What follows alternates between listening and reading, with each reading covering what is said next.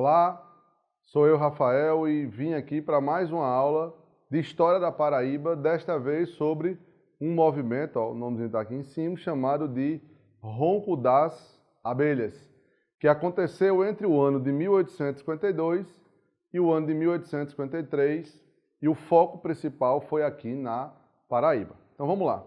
Vamos logo dar um contexto e aí eu utilizo o quadro para facilitar a explicação. Veja bem. Primeiro aspecto importante, né? O Brasil estava sendo governado nesse período por Dom Pedro II, ou seja, cronologicamente nós estávamos no Brasil Império, segundo reinado, o ano de 1852, mas o movimento Ronco das Abelhas não necessariamente, as causas estão presas ao ano de 52. Nós vamos ter que voltar um pouco na história do Brasil. 2 anos antes, precisamente. Em 1850, Dom Pedro II, sofrendo pressões imensas, especificadamente da Inglaterra, para acabar com a escravidão, acabar com o tráfico e o trabalho escravo. E aí, Dom Pedro II, também pressionado pelos barões de café, fez de tudo para que protelar esse fim de tráfico, esse fim de trabalho escravo. Só que não teve jeito, e aí, extremamente pressionado pelo capital inglês, em 1850, Dom Pedro II assinou a Lei Eusébio de Queiroz. Então, você que está em casa estudando, anota o nome dessa lei. Eusébio de Queiroz acabou com o tráfico de escravos. Então isso quer dizer que trazer escravos da África para o Brasil está proibido a partir de agora. Então imagina aí os produtores de café que obrigatoriamente sobrevivia de escravo, de mão de obra escrava, como é que eles iriam fazer agora? Né? Como é que eles iriam sobreviver agora? Como é que eles iriam ter mão de obra se não pode trazer mais escravos? 2 soluções foram imediatas colocadas na mesa. A primeira e a mais importante é a chamada imigração.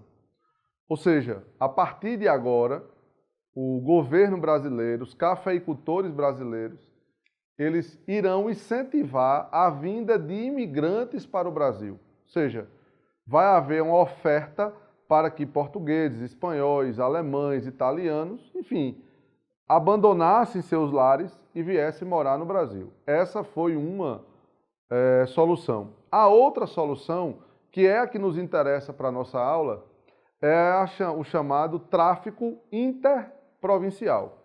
Então entenda, o que foi que acabou acontecendo? Não posso mais trazer escravo da África. O que foi que eu fiz? Comprei escravos na região do açúcar que estava em crise. Então entenda, os produtores de café, os barões de café, fora a imigração, resolveram comprar escravos do açúcar aqui no Nordeste, que naquela época chamava de Norte do Brasil, para trabalhar na produção de café no Sul do Brasil. Qual foi o resultado disso? Os produtores de açúcar venderam seus escravos, alguns escravos, e aí ficou faltando mão de obra aqui no Nordeste.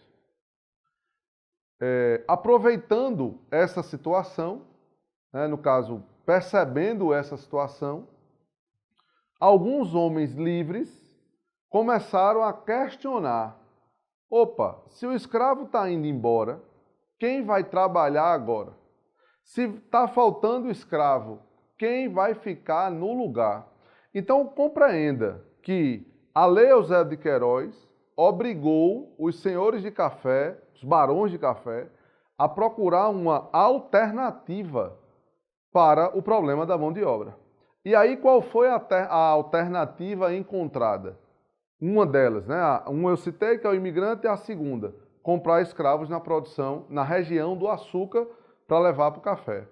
Na hora que eu comprei o escravo na produção de açúcar, né, parte deles, ficou faltando mão de obra. E aí nasceu uma desconfiança. E agora? Quem vai ser o escravo que vai substituir o que foi vendido? Ou quem vai trabalhar no lugar do escravo? Então ficou essa interrogaçãozinha aí entre as pessoas pobres, livres, aqui no Nordeste e especificadamente aqui na Paraíba. Pois bem, voltando a Dom Pedro II. Fora a Lei Eusébio de Queiroz, Dom Pedro II ele tomou duas atitudes administrativas que acabaram ajudando a acontecer o ronco das abelhas. Essa atitude administrativa foi a criação dos cartórios. Aqui no Brasil não existia cartório civil. Os registros civis no Brasil eram feitos na igreja. A criança nasceu, registra na igreja. Casou, igreja. Morreu, igreja. O que é que Dom Pedro II está dizendo a partir de agora? Agora, no Brasil, se você quer batizar na igreja, pode batizar. É uma opção religiosa sua.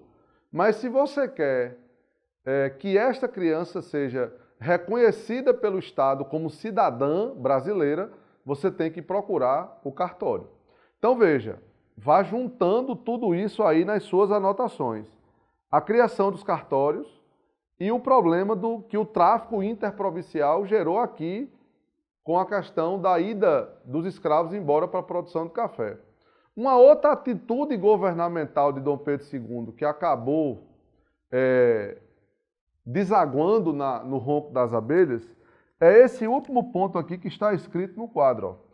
O recenseamento da população.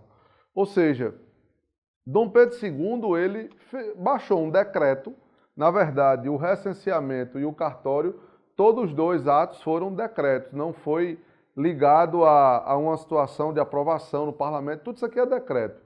E Dom Pedro II disse, eu quero um perfil da sociedade brasileira. Eu quero saber quantos escravos, quantos livres. Então, essas três atitudes governamentais acabaram desaguando no ronco das abelhas. Por quê? Porque na hora que Dom Pedro II ele obrigou a criação dos cartórios, que ele autorizou a criação dos cartórios, na verdade o que foi que aconteceu? A Igreja Católica perdeu dinheiro. Porque imagina aí a quantidade de dinheiro, a avalanche de dinheiro que entrava com esses registros de casamento, de nascimento e de óbito. Então a igreja e alguns padres, revoltadíssimos com o decreto de Dom Pedro II, a historiografia paraibana, ela fala de um padre chamado de Calixto, que agia ali, que trabalhava ali pela região de Campina Grande. E esse padre foi um dos que mais falou dentro das igrejas